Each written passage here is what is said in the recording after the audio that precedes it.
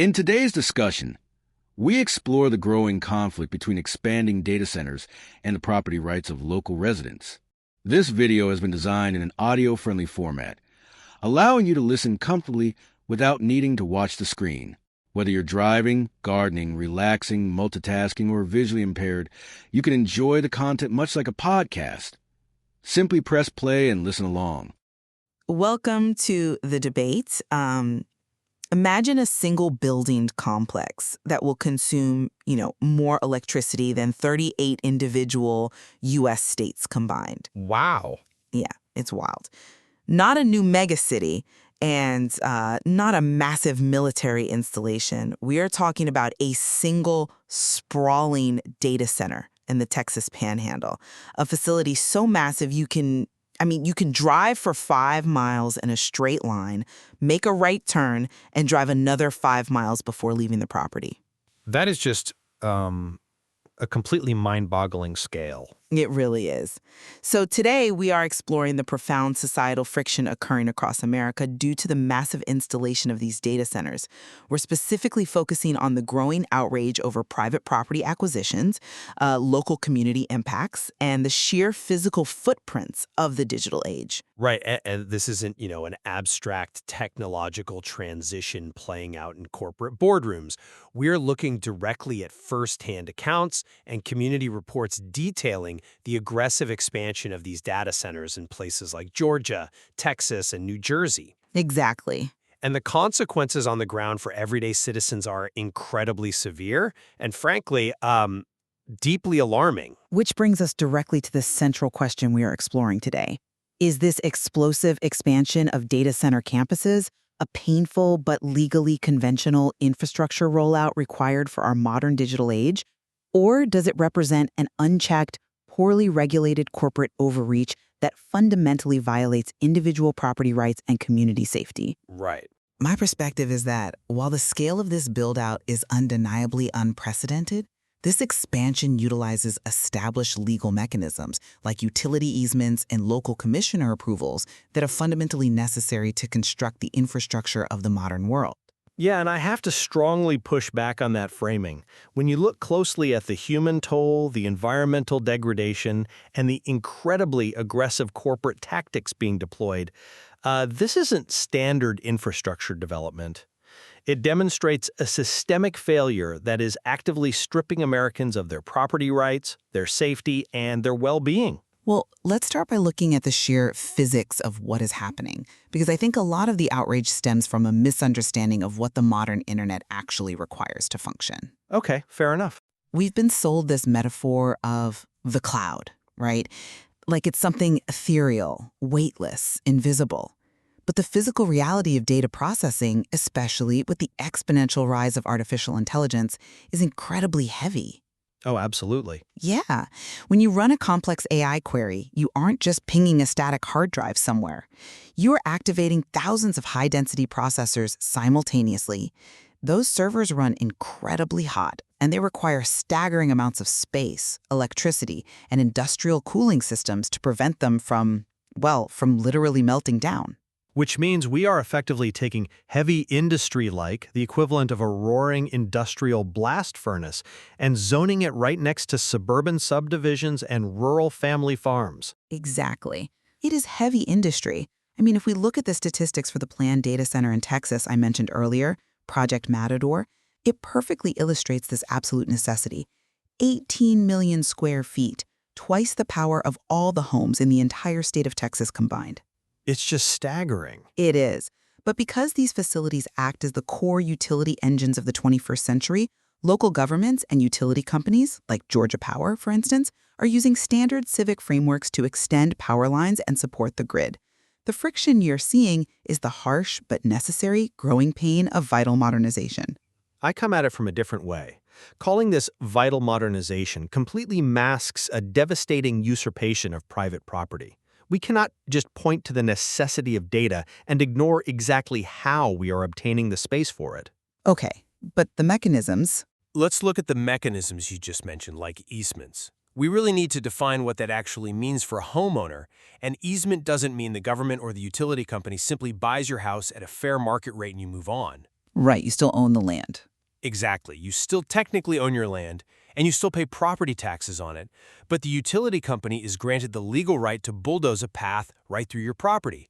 They're clear-cutting your trees and erecting massive high-voltage transmission towers just yards from your bedroom window, and you are legally powerless to stop them. Which is a mechanism that has existed for centuries to ensure that a single holdout cannot prevent the delivery of public goods. But look at how it is being applied right now in Camietta County, Georgia. We are talking about communities like Noonan, Sharpsburg, Grantville, and Moreland. In these towns, longtime residents are receiving notices in the mail informing them that multi-generational family properties are going to be bisected and irreversibly altered against their will. Yeah, to make way for the power lines feeding the centers. Right.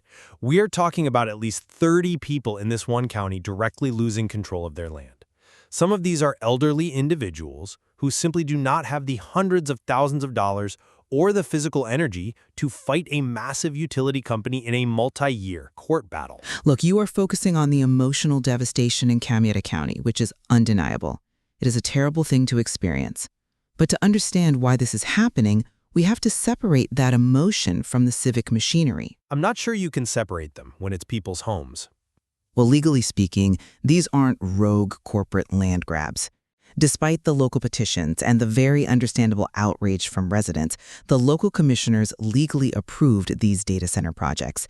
They went through a democratic municipal process. Right. A process that... So, therefore, when Georgia Power utilizes those easement rights to tear down homes or clear paths to extend the necessary power lines to the site, they are employing the exact same standard legal process of eminent domain that this country has used for decades. It's how we build our highways, our reservoirs, and our original electrical grids. It is harsh, yes, but it is a legally sound civic mechanism. I'm sorry, but I just don't buy that. And we tell you why.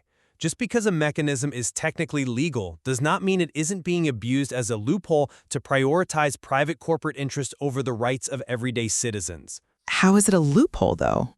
Because there is a massive philosophical difference between the past and the present here. In the 1930s, eminent domain was used to string power lines that brought electricity directly to the local farmer.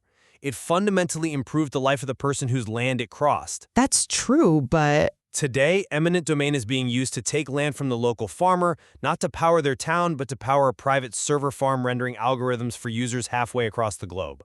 We've shifted from public infrastructure to private extraction. I mean, the infrastructure serves the public globally, though. But locally, massive, immensely profitable private tech conglomerates are building facilities that employ very few locals once construction is finished, while exporting all the digital value. That isn't a public utility. That is a fundamental violation of the American concept of property rights.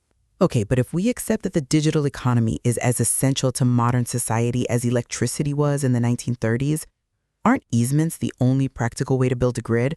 I mean, if we halt infrastructure every time a multi-generational home is in the path, wouldn't the entire nation's development paralyze? Well, I think The sheer volume of data routing required to run today's hospitals, our global financial systems, our logistics networks, and our national security apparatus, it isn't a luxury. It is the backbone of modern survival.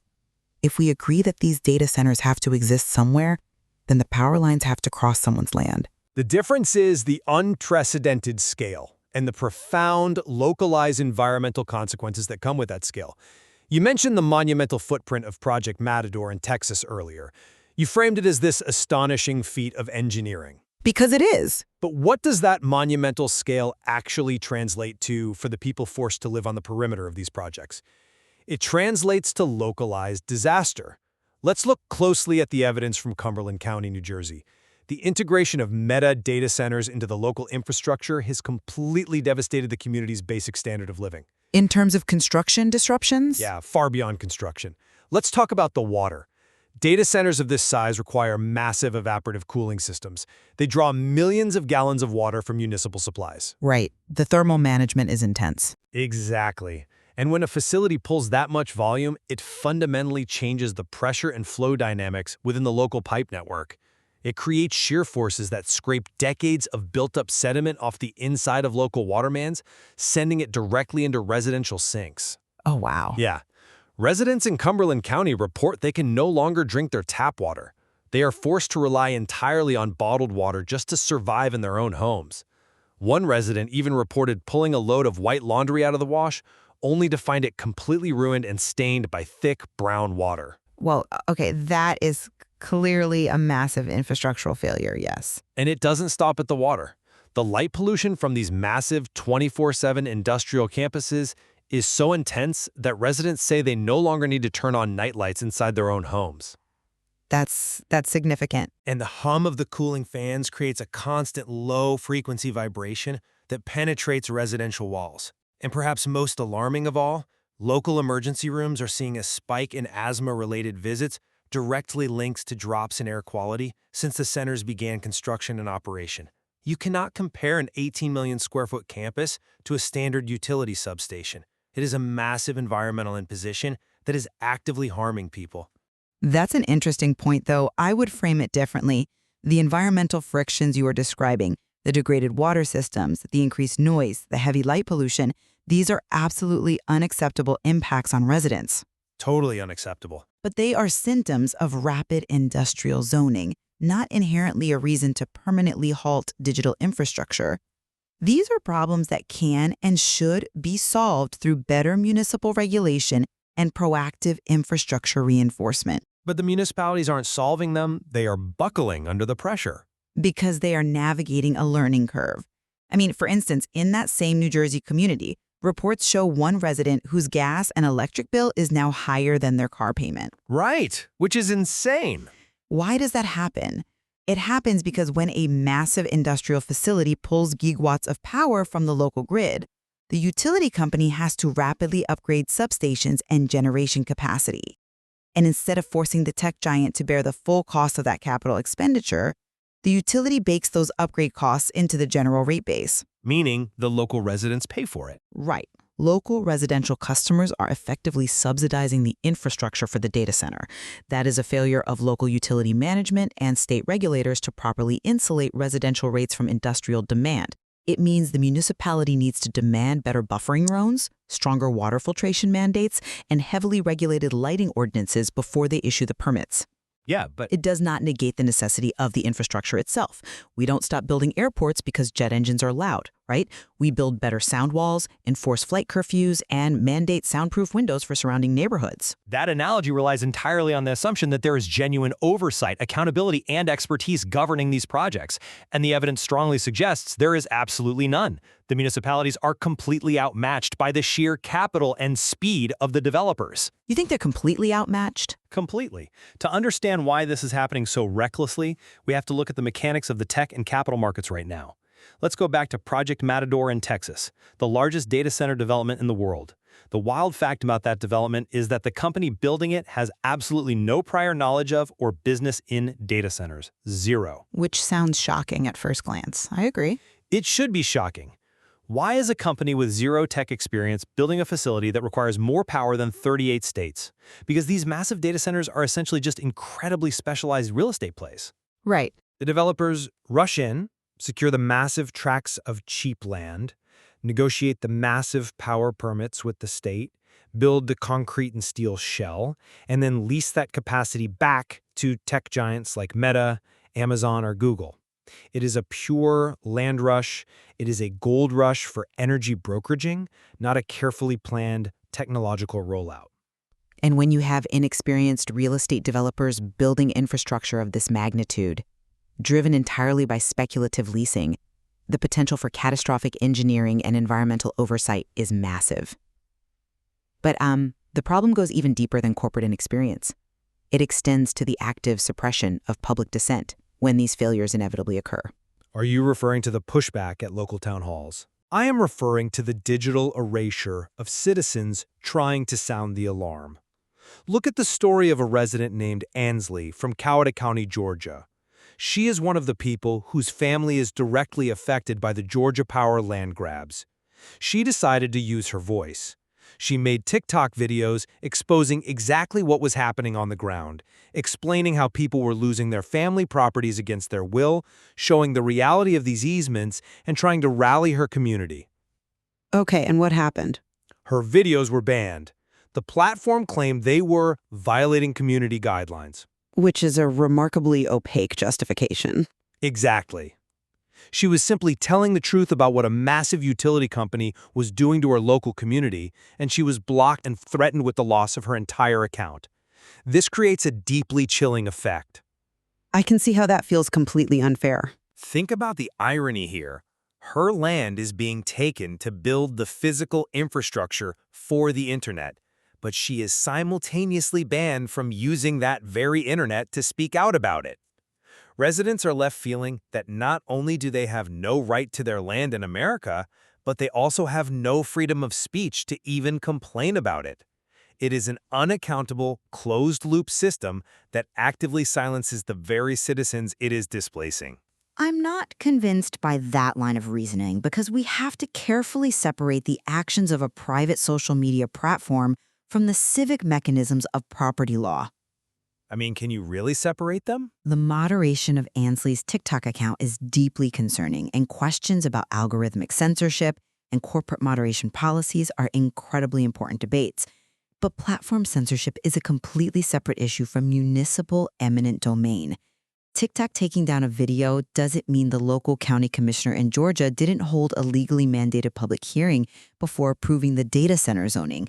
The civic process occurred, even if the digital speech was curtailed. But you can't separate them when the tech giants leasing the data centers are the same ones controlling the platforms where the dissent is taking place. But let's address your point about the real estate developers in Texas.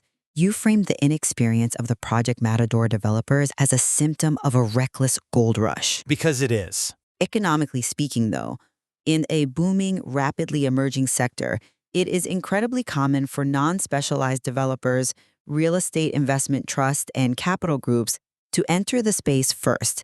They act as the initial aggregators of capital and land. Yeah, but at what cost to the locals? They don't need to know how to code the AI algorithms. They hire the specialized architectural firms, the structural engineers, and the power grid experts who do have the deep expertise. It reflects massive market demand and the efficient flow of capital to where infrastructure is needed most. It does not necessarily indicate a systemic conspiracy to subvert or endanger local communities. The developers are just the first step in a very long, heavily engineered supply chain. But that capital is flowing with such unregulated force that it is eroding the foundational rights of the communities it floods. I mean, let's look at the entire picture we've painted today. Go ahead. When you combine inexperienced real estate speculators commanding 5-square-mile footprints, municipal leaders rubber-stamping zoning requests because they are dazzled by the projected tax revenue, utility companies forcing elderly residents out of their homes under the guise of easements, and tech platforms silencing the victims who try to document the fallout, you do not have a healthy civic process. You have an aggressive corporate takeover. The tax revenues for these municipalities are not just theoretical, though. These data centers bring in hundreds of millions of dollars in property taxes that can completely transform local school districts, fund emergency services, and rebuild aging municipal infrastructure for decades to come. Tell that to the 82-year-old woman in Cumberland County, New Jersey, who had to completely abandon her home because her tap water is brown and the air quality is triggering her asthma attacks. She isn't experiencing the benefits of market demand. No, of course not. She isn't seeing the upside of those property taxes. She is experiencing a total failure of the state to protect her basic right to live safely on her own property. The system is designed to steamroll these individuals because the financial incentives of the data economy are simply too massive for a local county commissioner to turn down. Look, I certainly do not minimize the very real pain of an 82-year-old having to relocate, or a family in Coweta County losing a parcel of land that has been in their name for generations. The human cost is heavy, but we have to look clearly at the structural reality of the era we are entering. Which is? Every single time you or I use a GPS navigation app, stream a high-definition piece of media, run a complex computational model for medical diagnoses, or rely on AI to optimize a supply chain, we are relying on this physical infrastructure. The data must live somewhere. The servers must be cooled. The high voltage power must be routed from the generation plant to the facility. I understand the demand. Right. So I maintain that data centers represent a vital, monumental infrastructure boom. And while it is undeniably causing painful local disruptions and utilizing harsh legal mechanisms like utility easements, it is ultimately functioning within standard, historical, civic frameworks. The transition to the digital age requires a physical footprint, and that footprint requires land. And I maintain that the horrific local impacts we are seeing on the ground, ranging from the poisoned water and ruined environment in New Jersey to the tragic loss of multi-generational family homes in Georgia, prove that this is not standard historical infrastructure development.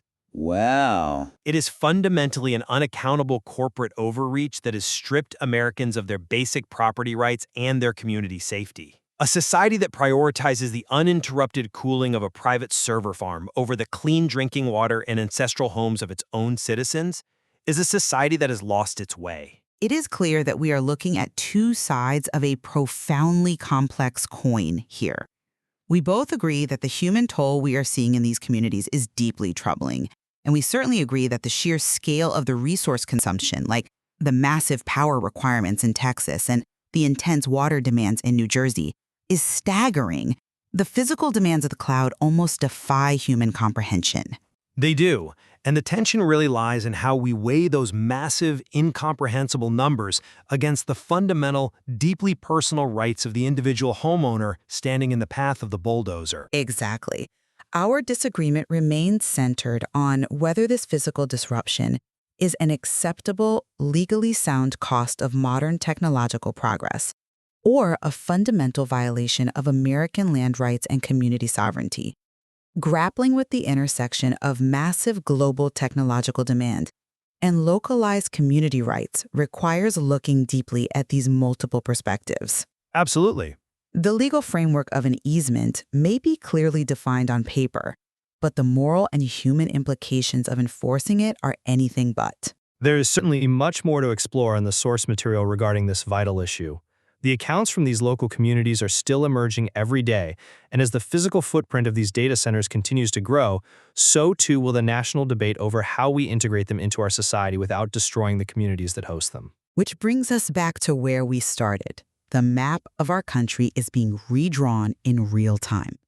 The ethereal digital cloud is manifesting in heavy concrete, steel, and high-voltage transmission lines, cutting directly through the spaces where people have lived for generations. Right. The question is no longer whether the map will change to accommodate the digital age, but who gets to hold the pen and what gets erased in the process.